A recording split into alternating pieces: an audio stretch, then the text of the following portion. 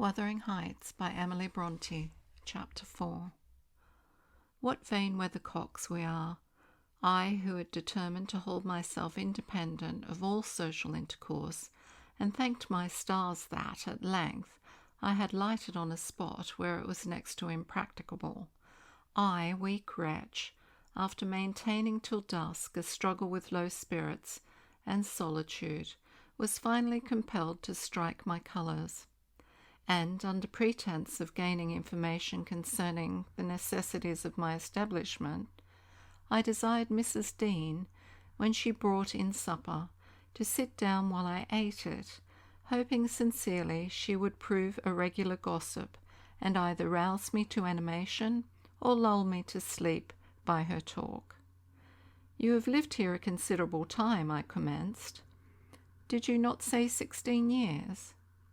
18, sir. I came when the mistress was married, to wait on her. After she died, the master retained me for his housekeeper." "Indeed." There ensued a pause. She was not a gossip, I feared, unless about her own affairs, and those could hardly interest me.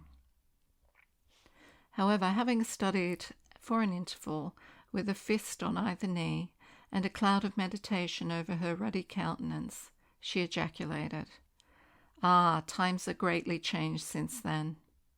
"Yes," I remarked. "You've seen a good many alterations, I suppose." "I have, and troubles too," she said. "Oh, I'll turn the talk on my landlord's family," I thought to myself. "A good subject to start.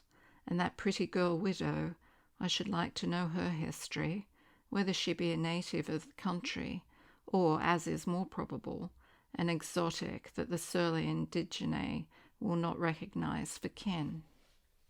With this intention, I asked Mrs. Dean why Heathcliff let Thrushcross Grange, and preferred living in a situation and residence so much inferior. "Is he not rich enough to keep the estate in good order?" I inquired. "Rich, sir," she returned. "He has nobody knows what money, and every year it increases. Yes, he's rich enough to live in a finer house than this, but he's very near, close-handed, and if he had meant to flit to Thrushcross Grange, as soon as he heard of a good tenant, he could not have borne to miss the chance of getting a few hundreds more. It is strange people should be so greedy when they are alone in the world." "He had a son, it seems." "Yes, he had one. He is dead." "And that young lady, Mrs. Heathcliff, is his widow?" "Yes." "Where did she come from originally?" "Why, sir, she is my late master's daughter. Catherine Linton was her maiden name. I nursed her, poor thing. I did wish Mr. Heathcliff would remove here, and then we might have been together again." "What, Catherine Linton?" I exclaimed, astonished. But a minute's reflection convinced me it was not my ghostly Catherine. "Then," I continued, "my predecessor's name was Linton." "It was." "And who is that Earnshaw, Hareton Earnshaw, who lives with Mr. Heathcliff? Are they relations?" "No, he is the late Mrs. Linton's nephew." "The young lady's cousin, then?" "Yes, and her husband was her cousin also. One on the mother's, and the other on the father's side. Heathcliff married Mr. Linton's sister."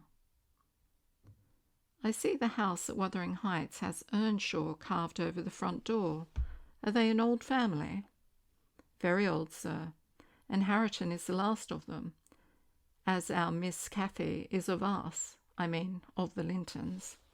"Have you been to Wuthering Heights?" "I beg pardon for asking, but I should like to hear how she is." "Mrs. Heathcliff? She looked very well, and very handsome, yet, I think, not very happy." "Oh dear, I don't wonder. And how did you like the master?" "A rough fellow, rather, Mrs. Dean. Is not that his character? Rough as a saw edge, and hard as whinstone.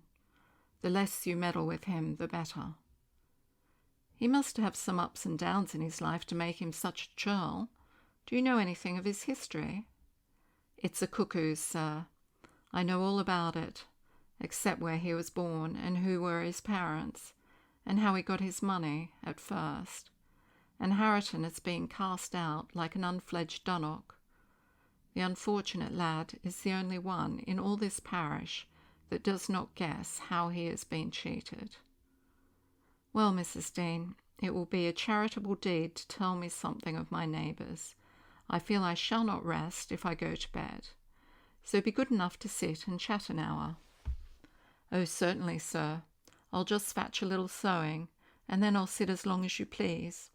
But you've caught cold. I saw you shivering, and you must have some gruel to drive it out.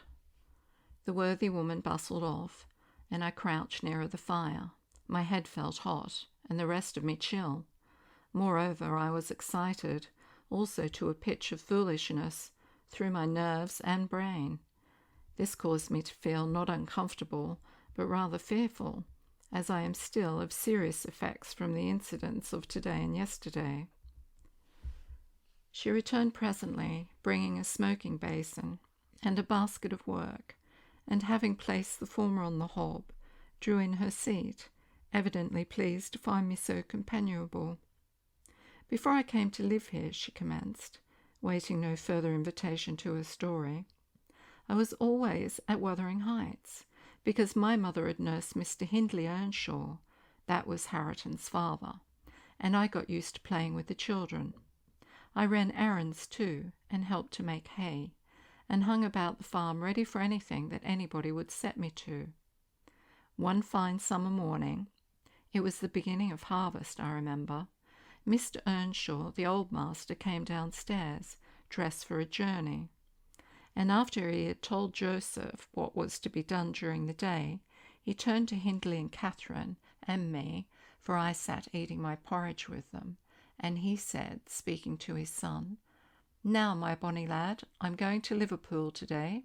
What shall I bring you? You may choose what you like, only let it be little, for I shall walk there and back, 60 miles each way. That is a long spell."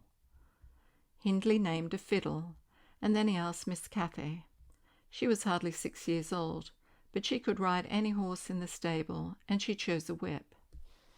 He did not forget me, for he had a kind heart, though he was rather severe sometimes. He promised to bring me a pocketful of apples and pears, and then he kissed his children good-bye and set off. It seemed a long while to us all, the 3 days of his absence, and often did little Cathy ask when he would be home. Mrs. Earnshaw expected him by supper-time on the 3rd evening, and she put off the meal hour after hour. There were no signs of him coming, however, and at last the children got tired of running down to the gate to look. Then it grew dark. She would have had them to bed, but they begged sadly to be allowed to stay up. And just about 11 o'clock, the door latch was raised quietly, and in stepped the master. He threw himself into a chair, laughing and groaning, and bid them all stand off, for he was nearly killed. He would not have another such walk for the 3 kingdoms. And at the end of it to be flighted to death, he said, opening his great coat, which he held bundled under his arms. "See here, wife, I was never so beaten with anything in my life, but you must even take it as a gift of God, though it's as dark almost as if it came from the devil." We crowded round, and over Miss Cathy's head I had a peep at a dirty, ragged, black-haired child, big enough both to walk and talk. Indeed, its face looked older than Catherine's, yet when it was set on its feet it only stared around, and repeated over and over again some gibberish that nobody could understand. I was frightened, and Mrs. Earnshaw was ready to fling it out of doors. She did fly up, asking how he could fashion to bring that gypsy brat into the house, when they had their own barns to feed and fend for, what he meant to do with it, and whether he were mad. The master tried to explain the matter, but he was really half dead with fatigue, and all that I could make out amongst her scolding was a tale of his seeing it starving and houseless, and as good as dumb in the streets of Liverpool, where he picked it up and inquired for its owner. Not a soul knew to whom it belonged. He said, and his money and time both being limited, he thought it better to take it home with him at once than run into vain expenses there. because he was determined he would not leave it as he found it. Well, the conclusion was that my mistress grumbled herself calm, and Mr. Earnshaw told me to wash it and give it clean things and let it sleep with the children. Hindley and Cathy contented themselves with looking and listening till peace was restored. Then both began searching their father's pockets for the presents he had promised them. The former was a boy of 14, but when he drew out what had been a fiddle crushed to morsels in the great coat, he blubbered aloud, and Cathy, when she learnt the master had lost her whip in attending on the stranger, showed her humour by grinning and spitting at the stupid little thing, earning for her pains a sound blow from her father to teach her cleaner manners. They entirely refused to have it in bed with them, or even in their room, and I had no more sense, so I put it on the landing of the stairs, hoping it might be gone on the morrow. By chance, or else attracted by hearing his voice, it crept to Mr. Earnshaw's door, and there he found it on quitting his chamber.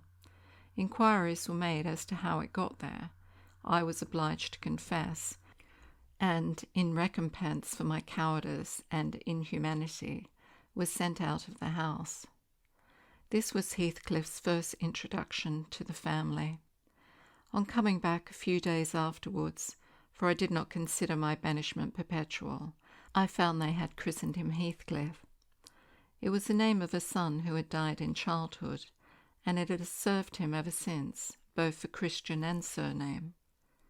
Miss Cathy and he were now very thick, but Hindley hated him, and to say the truth, I did the same, and we plagued and went on with him shamefully, for I wasn't reasonable enough to feel my injustice, and the mistress never put in a word on his behalf when she saw him wronged. He seemed a sullen, patient child, hardened, perhaps, to ill treatment. He would stand Hindley's blows without winking or shedding a tear, and my pinches moved him only to draw in a breath, and open his eyes as if he had hurt himself by accident, and nobody was to blame. This endurance made old Earnshaw furious when he discovered his son persecuting the poor fatherless child, as he called him. He took to Heathcliff strangely, believing all he said. For that matter, he said precious little and generally the truth, and petting him up far above Cathy, who was too mischievous and wayward for a favourite.